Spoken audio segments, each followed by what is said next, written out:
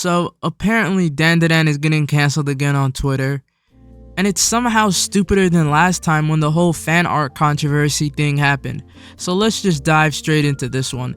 In the new episode, it kicks off where it left off in season 1, with Momo being in a vulnerable position at a hot spring. And these alienistic weirdos that turned out to be the male of the Keto family who operate and own the hot springs were trying to grab her forcefully. She barely evades, and there's a few lucky things that happen to her, and eventually she escapes. Now, people took issue with this scene, which was like 2% of the episode anyways, and are trying to say that DanDaDan is glorifying and using sexual assault as fan service. What? I can't believe I just said those words with my own mouth, because it's another case of people misrepresenting a series, and I could bet my testicles that these people have not watched the episode.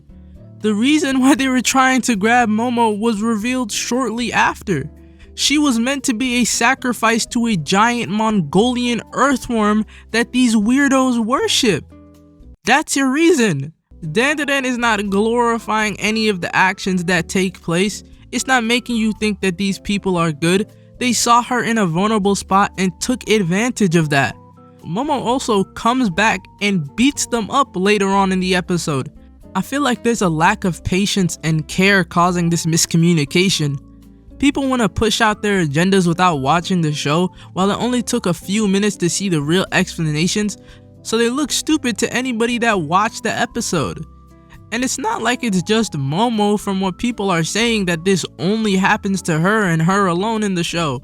Jin and Okurun are stripped to their undies and tied up by the same Keto family just 8 minutes later. And I don't hear people complaining about that. I hear people gawking about Okurun's body instead. They're simply trying to sacrifice them to a giant Mongolian earthworm again. So hearing people say that this specific scene is somehow fan service, I've never been more confused in my life. The sequence is supposed to make you feel uncomfortable. It's supposed to make you feel like, damn, these are disgusting people that are abusing their powers to get what they want. It's not meant for anyone's gratification. You're not meant to enjoy this scene trying to whip out a bottle of lotion. Nah, that's not what's happening. I can tell when things are fan service because I've watched thousands of animes and almost every isekai to exist. So fan service here is out of the question. If you think that this is meant to be fan service, then there's clearly something lacking in your brain. The Keto family is just bad people doing bad things. They've kidnapped and sacrificed people for thousands of years. We've gotta normalize the thinking that bad characters should be allowed to do bad things in media. DanDaDan is not a toddler show after all. We're not putting up our baby shakers as we watch it. It's not the Little Caterpillar 4K live in Ultra HD. It's TV 14, so DanDaDan is allowed to present serious topics and for it to be taken seriously in the context of the show. If something of the caliber of Berserk or a more recent example like Goblin Slayer came out in today's climate, how would people even handle that?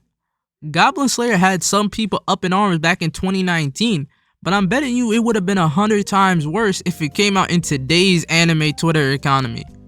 But in reality, Goblin Slayer is just trying to show you that these goblins are horrible, unredeemable, disgusting characters, and how else are they going to show you that?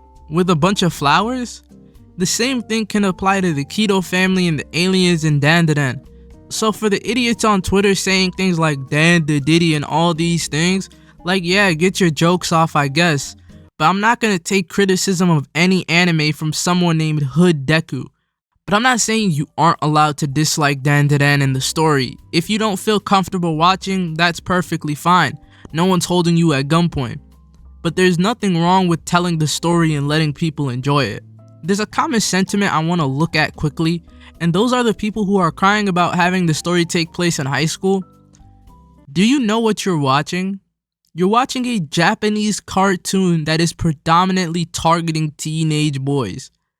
Maybe, just maybe, a white woman that is 22 years old and a black 19-year-old male isn't the exact target audience they're looking for. Y'all sounding like them bronies when they talk about My Little Pony. DanDaDan wouldn't even work if it was in college anyways. It's a whimsical, wacky coming-of-age story of two teenagers who have crazy powers and a bunch of comedy thrown in. That's all it will be. Yes, it talks about serious topics, but if these scenes were your first impressions of DanDaDan, I'm gonna tell you that it isn't the main focus of the anime or the manga. It's mostly about spirits, mediums, and ghost hunting. DanDaDan is a great anime, it's also a great manga, and there's a reason why so many people love it, alright? I hope the controversy is now cleared up. This was extremely stupid, and everyone could go back to holding hands and enjoy the rest of the anime for my sake. Peace.